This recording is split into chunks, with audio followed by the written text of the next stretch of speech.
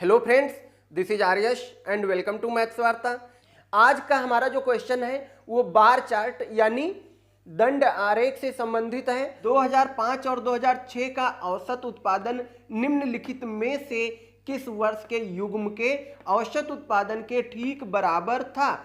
यानी 2005 और 2006 के दौरान इस कंपनी का जो औसत प्रोडक्शन रहा है यानी उत्पादित किए गए औसत मोबाइल की संख्या क्या रही है। तो साथियों, सबसे पहले हमें क्या करना है कि जो 2005 और 2006 का औसत उत्पादन पूछा गया है इस क्वेश्चन के द्वारा, तो ये सबसे पहले निकाल लेते हैं। तो 2005 और 2006 दोनों सालों में कंपनी के द्वारा 2005 में 70 लाख मोबाइल और 2006 में 55 लाख मोबाइल इस कंपनी के द्वारा बनाए गए। इन दोनों का औसत हमें निकालना है। तो क्या करना है, दोनों वर्षों का औसत।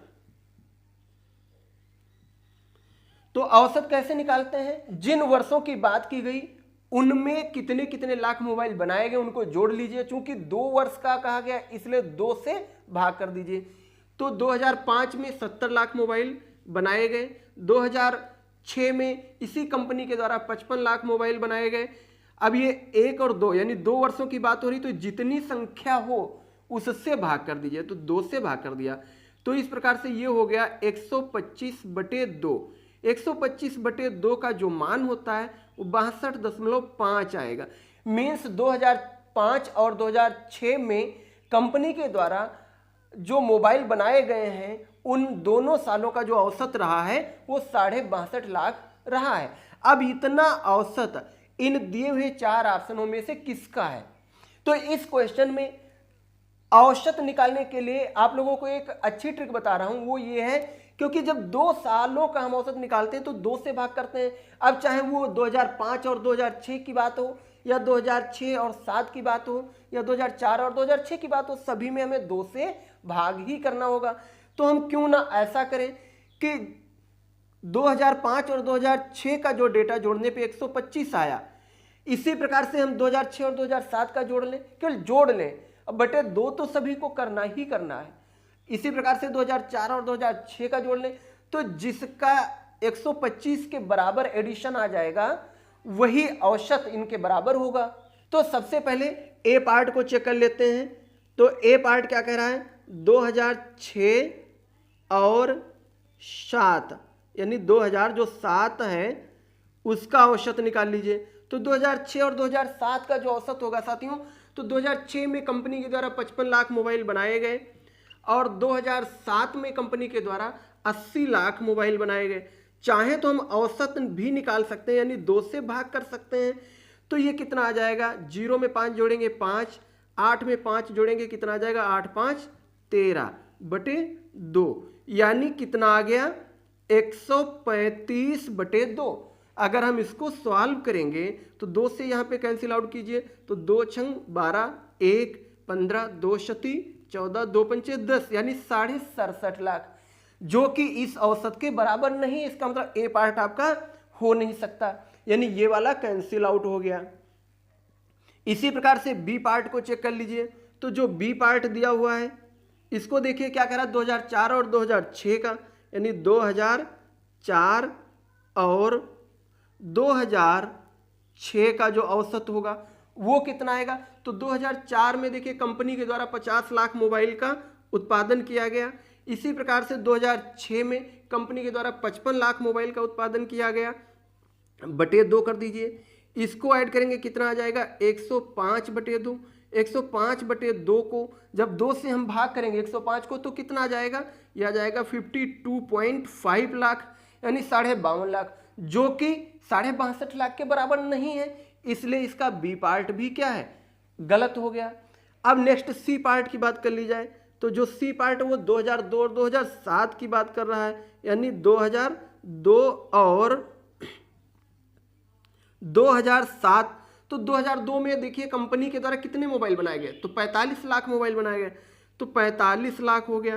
प्लस 2007 की बात कह रहा है, तो 2007 में 80 लाख मोबाइल बनाए गए, तो 80/2। अब इसको सॉल्व करें तो 80 में 45 जोड़ेंगे कितना आ जाएगा, 25/2, इसको सॉल्व करेंगे तो 62.5 लाख हो गया।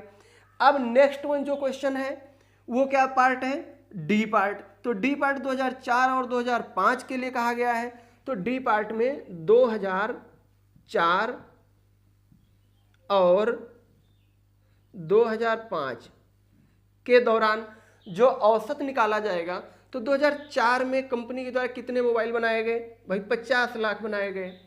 फिर 2005 में कंपनी के द्वारा कितने बनाए गए, 70 लाख बनाए गए। इनका औसत निकालेंगे तो 2 से भाग करेंगे, 50 और 70 को जोड़ लेंगे, कितना आएगा 120/2। तो 120 को अगर हम 2 से भाग करेंगे तो कितना आएगा 60, यानी 60 लाख मोबाइल इस डी पार्ट ने 2004 और 2005 के औसत संख्या के बराबर। तो जो 60 लाख है ये भी नहीं है। तो इस क्वेश्चन में देखिए जो सी पार्ट है, सी पार्ट क्या है, 2002 और 2007 के दौरान कंपनी के द्वारा बनाए गए औसत मोबाइलों की संख्या कितनी आई, 62.5 लाख, यानी 62.5 लाख मोबाइल, जो कि 2005 और 2006 के दौरान बनाए गए मोबाइलों की औसत संख्या के बराबर है। तो इसलिए जो इस प्रश्न का आंसर होगा वो सी पार्ट हो जाएगा। नेक्स्ट क्वेश्चन नंबर 2, 2003 से 2004 तक मोबाइल के उत्पादन में लगभग प्रतिशत गिरावट कितनी थी, यानी 2003 की तुलना में 2004 में कितने परसेंट मोबाइल की संख्या में कमी आई, यानी जो कंपनी ने 2004 में मोबाइल बनाए उसका मान 2003 में बनाए गए मोबाइल की संख्या के मान से कितने परसेंट कम हुआ, ये चीज पूछा गया। तो क्या जो ये गिरावट है ये 21% के बराबर है, या 27% के बराबर है, या 23% के बराबर है, या 29% के बराबर है। ये 4 ऑप्शंस दिए गए हैं। तो इस क्वेश्चन में साथियों करना क्या है, 2003 से 2004 तक जो भी अंतर है मोबाइल की संख्या में वो हमें पता होना चाहिए, और तुलना किससे की गई, 2003 से, यानी 2003 जो है वो प्रारंभिक मान है, इससे तुलना की गई है, और 2004 में कमी दिखानी है। तो जो तुलनात्मक वैल्यू होती है वो हमेशा नीचे रखी जाती है, यानी हर में रखी जाती है। तो जो यहाँ पे प्रतिशत कमी आएगी, प्रतिशत कमी वो आप लोगों को निकालना है। तो वो प्रतिशत कमी कैसे निकालेंगे, दोनों वर्षों का अंतर, दोनों वर्षों का अंतर बटे तुलनात्मक वैल्यू, जिसे हम लोग प्रारंभिक वैल्यू भी कहते हैं। तो जो तुलनात्मक वैल्यू जिससे हम लोग तुलना कर रहे हैं, तो 2003 से तुलना की गई है तो 2003 हो गया, यानी प्रारंभिक वैल्यू, ये हो गया प्रारंभिक वैल्यू, प्रारंभिक मान गुणे 100। इस फार्मूले का आप लोग प्रयोग कर लीजिए। तो जो प्रतिशत कमी आएगी, तो दोनों वर्षों का अंतर, तो साथियों 2003 से 4 में कहा गया, तो 2003 में कितने मोबाइल बनाए गए, 65 लाख। तो 65 माइनस 2004 में कितने मोबाइल बनाए गए, 50 लाख, 50 लाख हो गया, बटे 2003 में जो प्रारंभिक मान होगा वो 65 है, तो 65 कर दिया, गुणे 100। तो 65 से 50 घटाएंगे कितना आएगा, 15 बटे 65 गुणे 100। इसको थोड़ा सॉर्ट आउट कीजिए, तो 5 से इसको डिवाइड करेंगे तो 5 तियां 15, 5 से इसको काटेंगे तो 5 एकम 5 तियां 15 13, यानी इन दोनों का 3 और 100 का जो गुणा होगा वो कितना आ जाएगा, 300 बटे में कितना हो जाएगा 13। तो 13 से 300 को जब भाग करेंगे तो कितना आएगा, तो सबसे पहले 13 का पहाड़ा यानी 13 का टेबल 30 में लगाइए, यानी 30 में लगाना है। तो 13 का पहाड़ा लगाएंगे तो 13 दूनी 26, 30 से 26 घटाएंगे कितना बचेगा, 4, 4 के आगे एक जीरो बढ़ेगा, कितना हो जाएगा 40, 40 में 13 का पहाड़ा लगाएंगे तो 13 39, फिर पॉइंट आगे जीरो, फिर लगभग समथिंग 1 आएगा। तो इसमें लगभग में पूछा गया, तो ये पॉइंट के बाद की जो वैल्यूज हैं इनको कंसीडर नहीं करेंगे क्योंकि इसके बाद में जीरो आ रहा पहला अंक है। तो लगभग ये जो है 23% के बराबर आएगा। मीन्स 2003 से 2004 तक मोबाइल के उत्पादन में कितने परसेंट की कमी हुई यानी गिरावट हुई, 23%। यानी 3 की अपेक्षा 2004 में 23% कम मोबाइल का उत्पादन हुआ। नेक्स्ट क्वेश्चन नंबर 3 देखिए क्या कह रहा है। कह रहा है पिछले वर्ष की तुलना में किस वर्ष उत्पादन में प्रतिशत वृद्धि सबसे अधिक थी, यानी जिस वर्ष की प्रतिशत वृद्धि निकालनी उसका कंपेयर किससे करना, उसके पिछले वर्ष से। तो यहां देखिए इस ग्राफ के अकॉर्डिंग अगर हम सॉल्व करना चाहेंगे तो 2001 से लगा के 2008 तक हमें 8 सालों का डेटा देखना पड़ेगा। तो ये काफी कॉम्प्लिकेटेड हो जाएगा, नहीं लंबा प्रोसेस हो जाएगा। तो जो भी ग्राफिकल मेथड के क्वेश्चन होते हैं साथियों, उनको हमेशा मेरी यही सजेशन है कि आप लोग बाय ऑप्शन मेथड सॉल्व किया करें, यानी ऑप्शन को देख करके इस ग्राफ से आंसर निकालने का प्रयास किया करें। जैसा कि यहाँ पे ए पार्ट दिया हुआ है 2002 में, और बी पार्ट में 2005, सी पार्ट 2003 और डी पार्ट 2004, यानी इन केवल 4 सालों का डेटा हमें देखना है। इन चारों सालों का पिछले वर्ष की तुलना में, यानी जो भी ये वर्ष दिए हुए हैं, ए पार्ट में 2002, तो 2002 की 2001 की तुलना में, 2005 का 2004 की तुलना में, 2003 का 2002 की तुलना में और 2007 का 2006 की तुलना में पहले हमें निकाल लेना है प्रतिशत वृद्धि। फिर देख लीजिए उन चारों में से ऐसा कौन सा ऑप्शन है जिसका मान सबसे अधिक आया है। तो हमें सबसे पहले 2002 के लिए डेटा को देख लेना है। तो 2002 के लिए हमें निकाल लेना है के लिए। तो 2002 के लिए जो हमें निकालना है वो क्या है, प्रतिशत वृद्धि निकालनी है साथियों। क्या निकालनी है, प्रतिशत वृद्धि। तो 2002 के लिए जो प्रतिशत वृद्धि आएगी वो क्या आएगी, 2002 के पिछले वर्ष की तुलना में। तो 2002 यहाँ पे देखिए 45 लाख मोबाइल बनाए गए, तो ये हो गया 45 लाख। तुलना किससे करनी है, इसके पिछले वर्ष से। तो पिछले वर्ष 2001 की बात की जा रही है, तो 2001 में कंपनी के द्वारा कितने मोबाइल बनाए गए, 30 लाख बटे जो प्रारंभिक वैल्यू होती है उसको सदैव हम हर में लिखते हैं, यानी नीचे लिखते हैं। तो प्रारंभिक वैल्यू का मतलब तुलनात्मक वैल्यू, यानी जिस साल से या जिसके मान से तुलना की जाए वो सदैव नीचे होता है। तो 2001 से कहा गया है, तो 2001 में कितने मोबाइल बनाए थे, 30 लाख गुणे 100। ये जो वैल्यू आएगी ये परसेंटेज वैल्यू होगी किसकी, 2002 के लिए। तो 45 से 30 घटाएंगे कितना बचेगा साथियों, 15 बटे 30 गुणे 100। 15 से काटेंगे 15 एक कम, 15 दूनी, 2 से काटेंगे 2 एक कम, यहाँ पे 2 पंचे 2 जीरो 0, यानी ये आपका कितना आ गया, 50%। यानी 2002 में पिछले वर्ष की तुलना में 50% की वृद्धि हुई है मोबाइल के उत्पादन में। इसी प्रकार से बी पार्ट देख लीजिए। तो जो बी वाला ऑप्शन है वो क्या है, 2005 के लिए। तो 2005 के लिए साथियों कैसे सॉल्व करेंगे, वही प्रतिशत वृद्धि। तो प्रतिशत वृद्धि निकालने के लिए हमें क्या करना, 2005 की बात की जा रही है। तो सबसे पहले तो 2005 देख लीजिए कितने मोबाइल बनाए गए। तो 2005 में 70 लाख मोबाइल बनाए गए, तो 70 हो गया माइनस पिछले वर्ष की तुलना में। तो पिछला वर्ष 2005 से पहले कौन सा था, 2004। तो 2004 में कंपनी के द्वारा कितने मोबाइल बनाए गए, 50 लाख बटे प्रारंभिक वैल्यू कितनी है, 50 गुणे 100 कर देना है। यहाँ देख लीजिए इसको सॉल्व करेंगे तो 70 से 50 घटाएंगे कितना आएगा, 20 बटे 50 गुणे 100। यहाँ 50 से काटेंगे 50 दूनी 100, 20 दूनी 40% जो मोबाइल की वृद्धि हुई है वो 2004 की तुलना में 2005 में हुई है। इसी प्रकार से सी पार्ट को देख लीजिए। सी पार्ट क्या कह रहा है, 2003 की बात। तो 2003 के लिए अगर हम निकालेंगे तो 2003 में देखो मोबाइल कितने बनाए गए हैं। तो 2003 में किसी कंपनी के द्वारा बनाए गए मोबाइल की संख्या 65 लाख है, 65 हो गया। तो 2003 के पिछले वर्ष से तुलना करनी है साथियों। तो 2003 का पिछला वर्ष क्या है, 2002। तो 2002 में मोबाइल की संख्या कितनी है, 45 लाख। तो 45 हो गया बटे तुलनात्मक वैल्यू यानी प्रारंभिक वैल्यू, प्रारंभिक मान कितना है, 45 गुणे 100।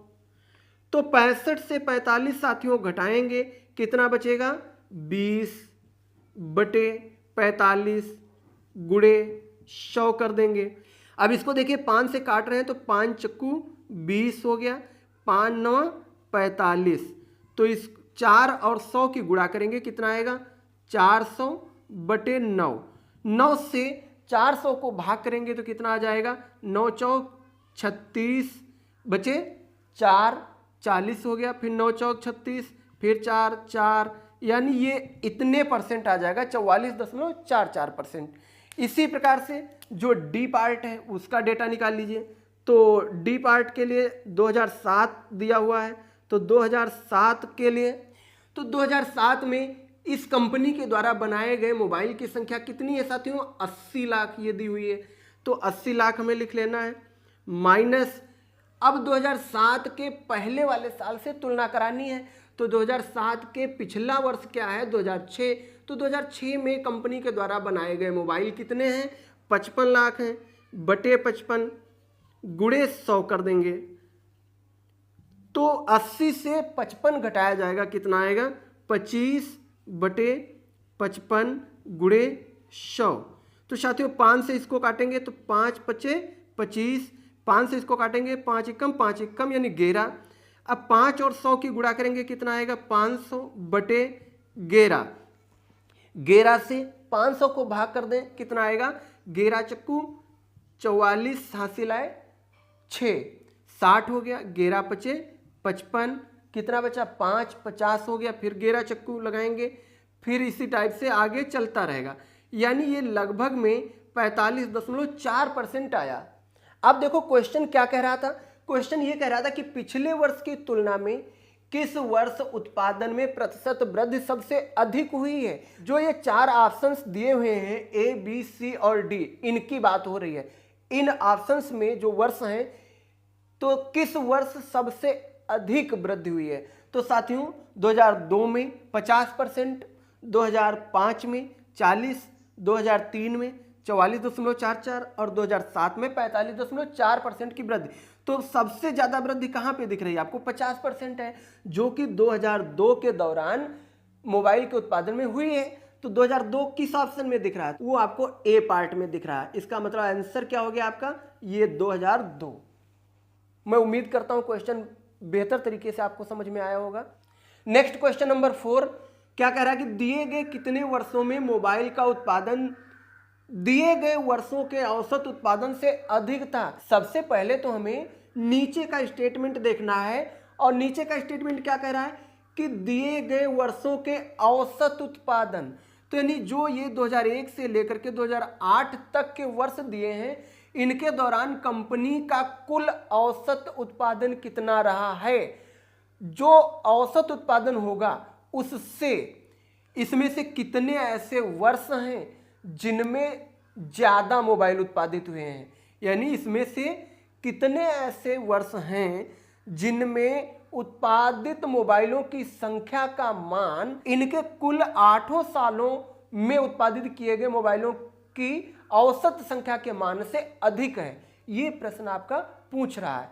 तो सबसे पहले तो साथियों हमें 2001 से लगा करके 2008 के दौरान कंपनी के द्वारा उत्पादित किए गए मोबाइलों का औसत मान निकाल लें, फिर ये चेक करें कि जो औसत आया है उस औसत से इसमें से कितने वर्ष हैं जिसका मान ज्यादा है। उसको काउंट करके आप लोग ऑप्शन से आंसर लगा सकते हैं। तो औसत उत्पादन तो हमें चाहिए, तो कंपनी का कुल औसत उत्पादन हमें निकाल लेना है। तो कुल औसत निकाल लें। तो कुल औसत निकालने के लिए 2001 में कितने मोबाइल बनाए गए? 30 लाख। तो 30 प्लस 2002 में कितने मोबाइल बनाए गए? 45 प्लस 2003 में कितने लाख मोबाइल बने? 65 लाख। 2004 में कितने लाख मोबाइल बने? 50। 2005 में कितने बने? 70।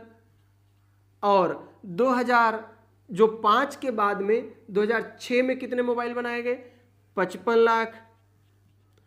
नेक्स्ट 2007 में कितने लाख मोबाइल बनाए गए? 80 लाख। और 2008 में कितने लाख मोबाइल का उत्पादन हुआ? 85 लाख। तो साथियों इन सभी को जोड़ लें और जितने साल हैं उस संख्या से भाग कर दें। तो देखिए 1 2 3 4 5 6 7 8, 8 वर्षों की बात की गई, यानी हम 8 संख्याओं को जोड़ रहे हैं तो 8 से भाग कर दें, ये इसका औसत आ जाएगा। तो इनको सबको जोड़ लीजिए। तो सबको जोड़ेंगे तो क्या आएगा, 5 5 10, 10 5 15, 5 20, 2 आया, 8 2 10, 8 18, 18 5 23, 7 30, 5 35, 6 41, 4 45 और 3 48 बटे 8। तो साथियों कितना आया, 480 बटे 8। तो 480 को अगर हम 8 से भाग करेंगे तो देखिए 8 से इसको कैंसिल आउट करेंगे, 8 एक कम 8, 8 6 जा 48, 8 0 0, यानी 8 छंग 48 और 8 0 0, तो 60 आ गया। कितना, 60 लाख मोबाइल जो है वो औसत तौर पर इस कंपनी के द्वारा बनाया गया। तो 60 लाख से ज़्यादा किन किन वर्षों के दौरान मोबाइल बनाए गए इस कंपनी के द्वारा। तो साथियों देखिए यहाँ पे 2003 में 65 लाख जो कि 60 से ज़्यादा है, फिर 2005 में 70 लाख, ये भी 60 से ज़्यादा है, फिर 2007 और 8 के दौरान 80 और 85 लाख मोबाइल बनाए गए जो 60 लाख से ज़्यादा है।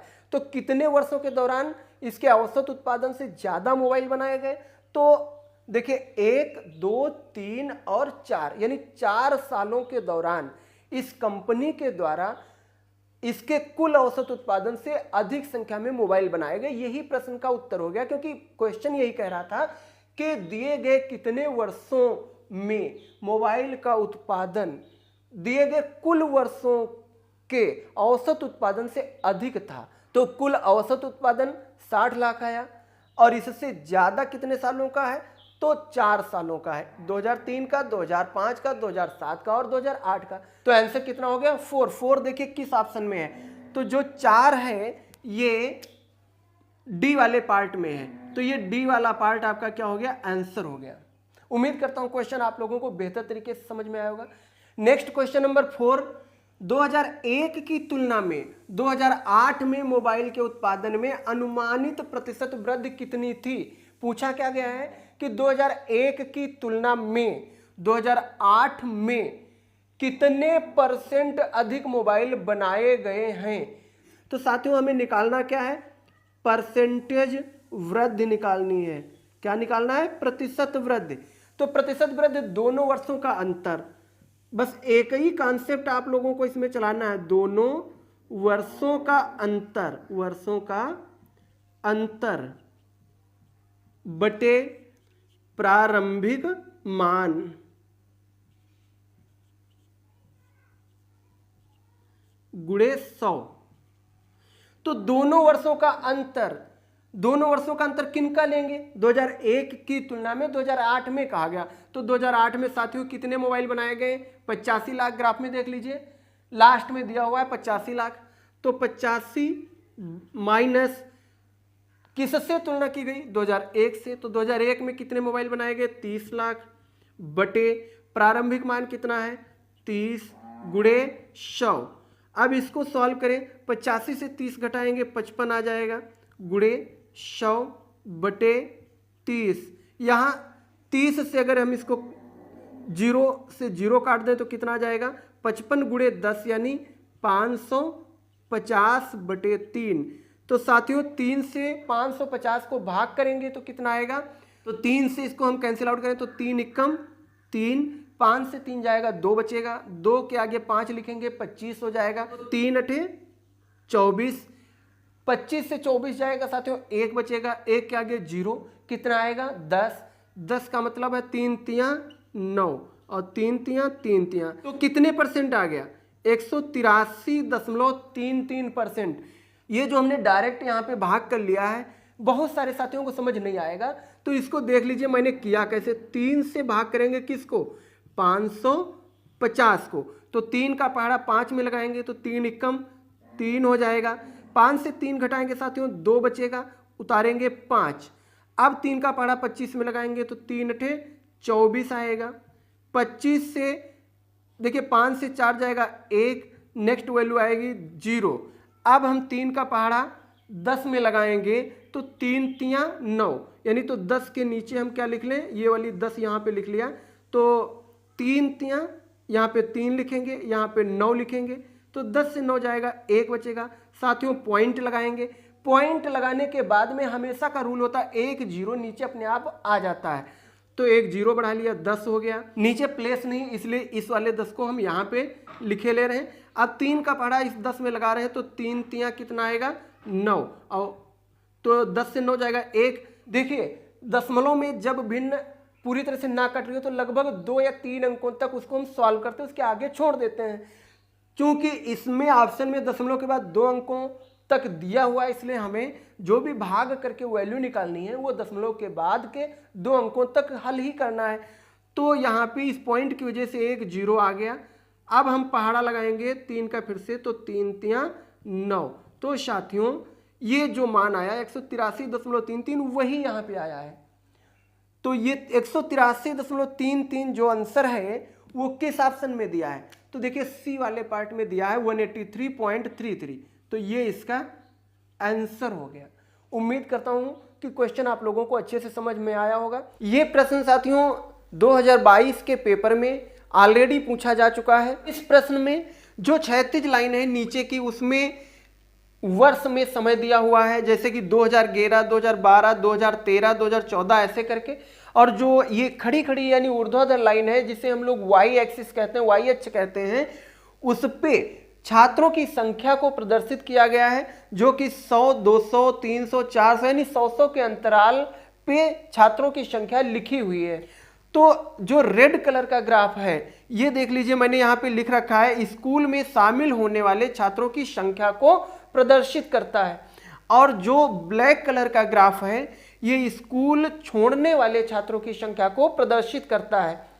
भाई अगर मान लो 2010 में 3000 विद्यार्थी थे तो 2011 में 400 नए आ गए, इसका मतलब 3000 और 400 3400 हो गया।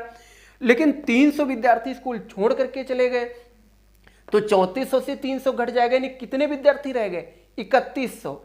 यानी 400 नए आए, 300 छोड़ के चले गए, तो कितने का यहां पे अंतर आया, तो देख लीजिए +100, यानी 100 स्टूडेंट प्लस में यहां पे 2011 में रहे।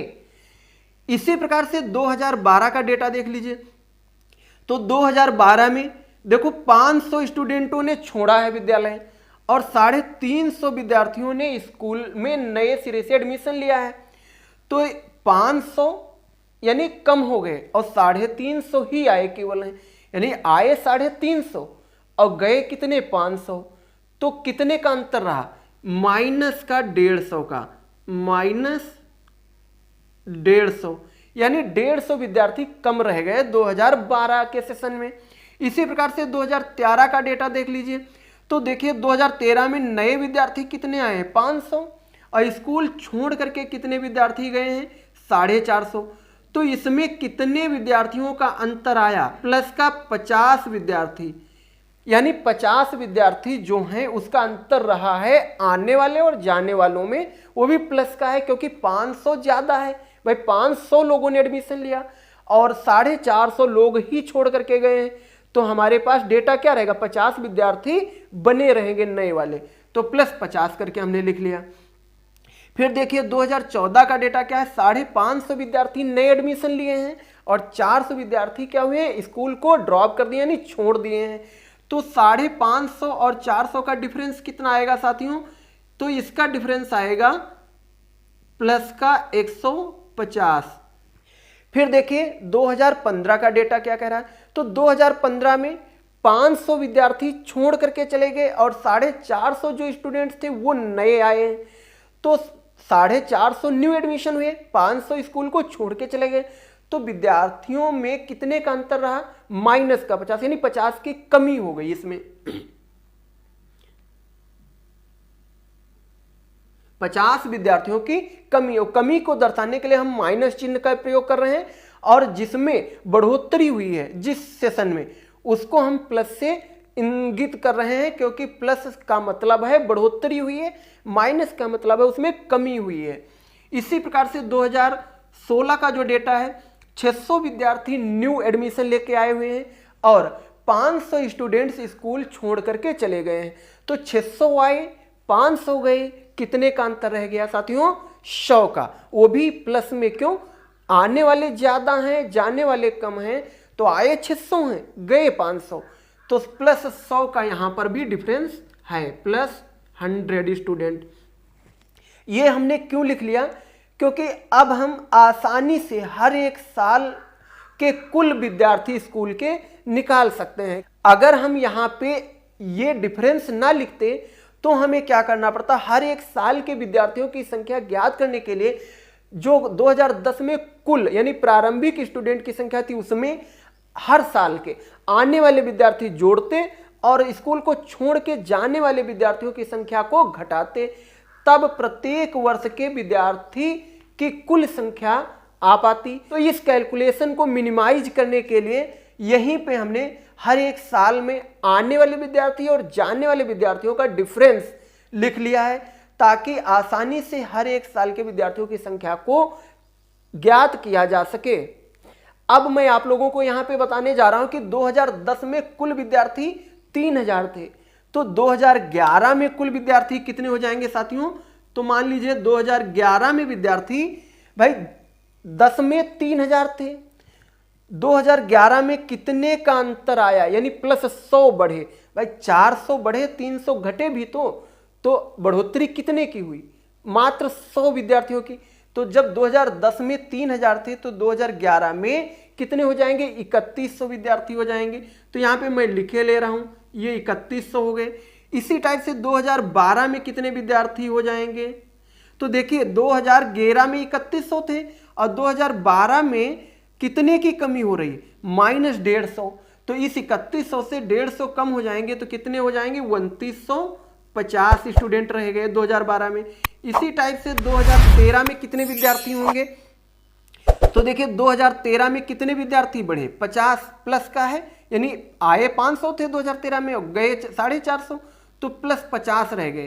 तो यानी जब 2012 में 2950 थे तो 2013 आने पे 50 विद्यार्थियों की संख्या में बढ़ोतरी हुई, तो 50 बढ़ जाएंगे, कितने हो जाएंगे? 3000 विद्यार्थी। यानी 2013 में कुल विद्यार्थी कितने स्कूल में हो गए? 3000। इसी टाइप से 2014 में स्कूल में कुल विद्यार्थियों की संख्या कितनी होगी? देख लीजिए यहाँ पे कितने हैं? 3000 हैं।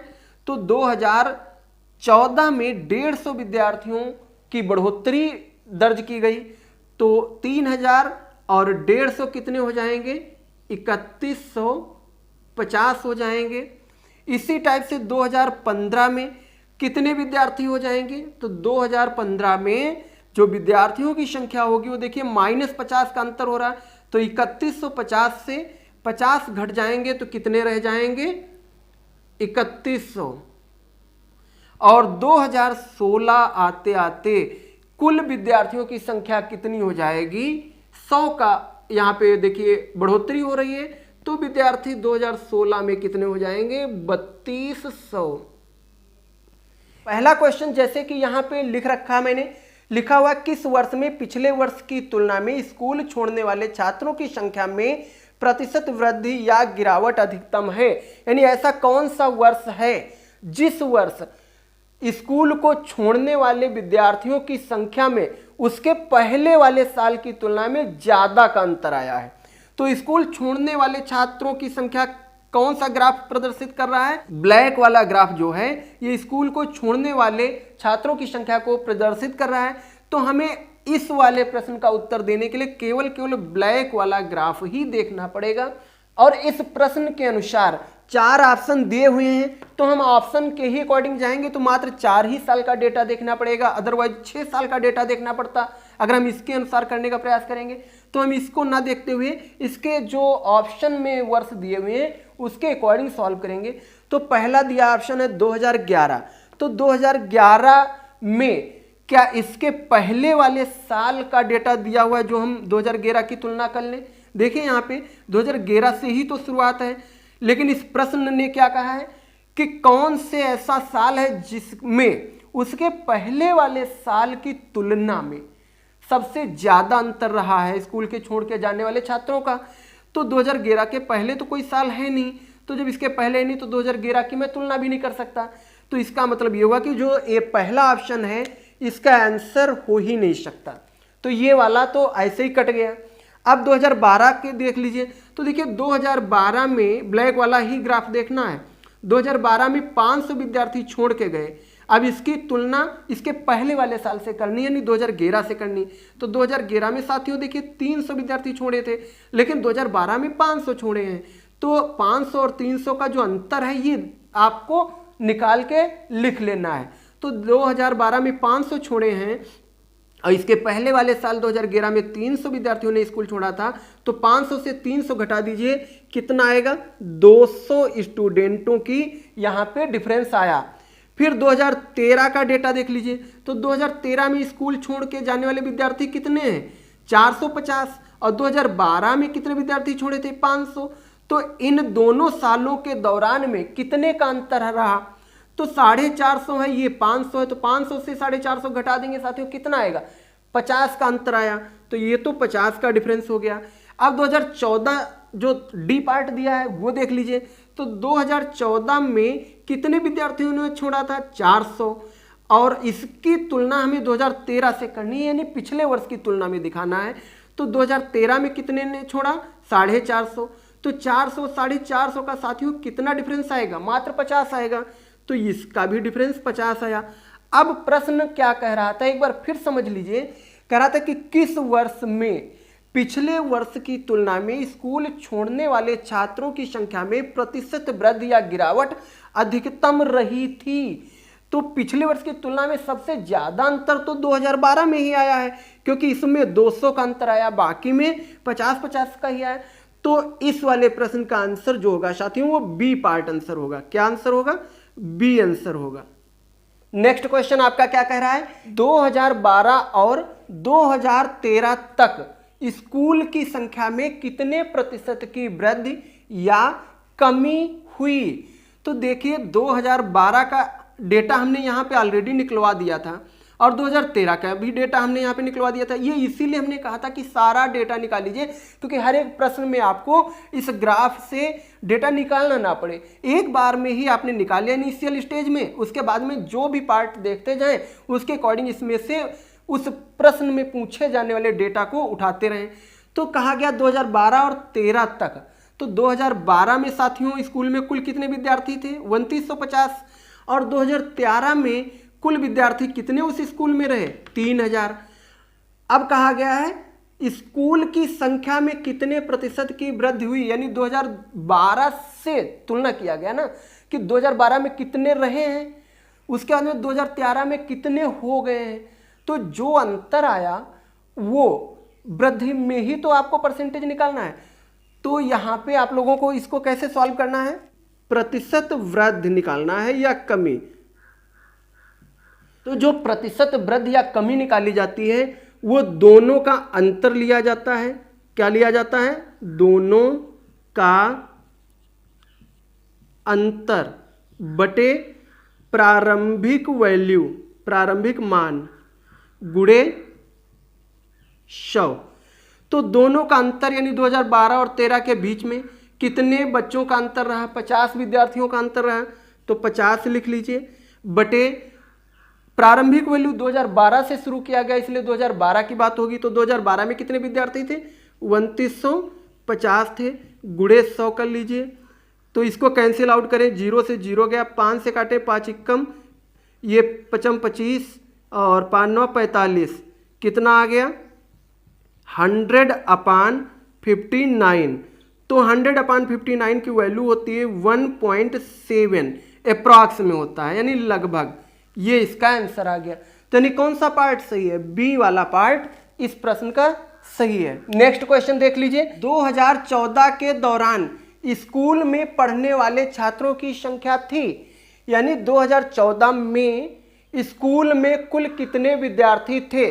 तो जो ये डेटा हमने इसीलिए स्टार्टिंग में निकलवाया था, क्योंकि अगर ये ना निकालते आप शुरू में तो जब प्रश्न करते तब उसको बार बार आपको निकालना पड़ता। तो मैंने शुरुआत में ही निकलवा दिया है, तो आप लोग बस केवल देख लीजिए। तो 2014 में कितने विद्यार्थी स्कूल में थे? 3150। तो जो 3150 वाला ऑप्शन हो वो टिक कर दीजिए। तो डी वाला पार्ट आपका क्या है, 3150 सिंपली इसका आंसर आ गया। तो मैं उम्मीद करता हूं सारे क्वेश्चन बहुत ही आसान तरीके से मैं बता रहा हूं, अच्छे से आप लोगों को समझ में आ रहे होंगे। नेक्स्ट क्वेश्चन नंबर 4 देख लीजिए। दी गई अवधि के दौरान किसी स्कूल में शामिल होने वाले छात्रों की न्यूनतम संख्या का स्कूल छोड़ने वाले छात्रों की अधिकतम संख्या से अनुपात ज्ञात कीजिए। क्या निकालना है कि जो भी अवधि दी गई है 2011 से लगा के 2016 तक, इसमें स्कूल में शामिल होने वाले छात्रों की न्यूनतम संख्या, यानी सबसे कम छात्र स्कूल में किस वर्ष शामिल हुए। तो स्कूल में सबसे कम छात्र कितने शामिल हुए हैं, शामिल होने वाला देखिए यहाँ 400, यहाँ 350, यहाँ 500, 550, 450, 600। तो सबसे कम छात्र 350 ही शामिल हुए हैं। तो आप लोगों को क्या करना है, 350 अनुपात, फिर कहा गया है स्कूल छोड़ने वाले छात्रों की अधिकतम संख्या। तो स्कूल जो छोड़ने वाले छात्र हैं अधिकतम किस वर्ष छोड़े हैं। तो देखिए शुरू में तो 300 छोड़े हैं, फिर 500, फिर 450, फिर 400, फिर 500, 500, यानी जो अधिकतम संख्या स्कूल छोड़ने वाले छात्रों की रही है वो 500 तक ही गई है। तो 500 का इसके साथ में अनुपात करा दीजिए। अनुपात में ये 0 से 0 कट गया, 5 से इसको भाग कर दें, 5 सते 35, 5 इक्कम 5, 0 0 कितना आ गया 7.10। ये इस प्रश्न का आंसर हो गया। मैं उम्मीद करता हूं ये भी क्वेश्चन आप लोग अच्छे से समझे होंगे। देखिए क्वेश्चन नंबर 5 क्या कह रहा है, 2013 में स्कूल में पढ़ने वाले छात्रों की संख्या 2016 में स्कूल में पढ़ने वाले छात्रों की संख्या का कितने प्रतिशत है। हमने कहा था जिससे तुलना किया जाए उसको सदैव डिनोमिनेटर यानी हर में रखते हैं। तो देखो 2013 का पूछा गया है, लेकिन किसकी तुलना में, 2016 में पढ़ने वाले छात्रों की तुलना में। तो 2013 में कितने छात्र पढ़ रहे थे, 2013 में 3000 छात्र थे, तो 3000 छात्र हो गए बटे 2016 में कितने विद्यार्थी पढ़ रहे थे, 3200 पढ़ रहे थे, 3200 गुणे 100। तो ये परसेंटेज वैल्यू किसकी आ जाएगी, 2013 में स्कूल में पढ़ने वाले छात्रों की संख्या 2016 की अपेक्षा कितने प्रतिशत रही है। तो ये आपको परसेंटेज वैल्यू मिल जाएगी। यहाँ 0 से 0 काट दीजिए। अब इसको आप 4 से चाहो तो 4 से काट लो, या 16 से काट दो, 16 दूनी 32 हो गया। 16 से काटेंगे तो देखिए 16 इक्कम 16, हासिल आए 14, 14 यानी 140 हो गया। अब 16 का पहाड़ा 140 में लगाइए, 16 8 128, 140 में 128 घटाएंगे बचेगा 12। अब ये हो गया 0 बढ़ के 120। अब 16 का पहाड़ा लगाइए तो 120 में लगाएंगे, 16 सत्ती 112, ठीक है। फिर कितना बचा, 8 पॉइंट लगाया, 0 आ गया, 80 हो गया, 16 पंचे 80। तो कितना आ गया 187.5 बटे 2। इसको थोड़ा और सार्ट आउट कीजिए, नहीं कैंसिल कीजिए, 2 से काटेंगे, 2 9 18, 2 3 6, 1 2 सती 14 और 2 पंचे 10। तो साथियों इसका आंसर कितना आ गया 93.75, जो कि आपका आंसर नंबर डी है, यानी ऑप्शन नंबर डी है। तो वीडियो को लाइक करके चैनल को साथियों सब्सक्राइब कर लीजिए, क्योंकि आपका समर्थन ही हमारा मनोबल है। और जितना हो सके इस सेशन को अपने फ्रेंड सर्किल तक भेजिएगा, शेयर करिएगा, ताकि ज़्यादा से ज़्यादा लोग इस सेशन का लाभ उठा सकें।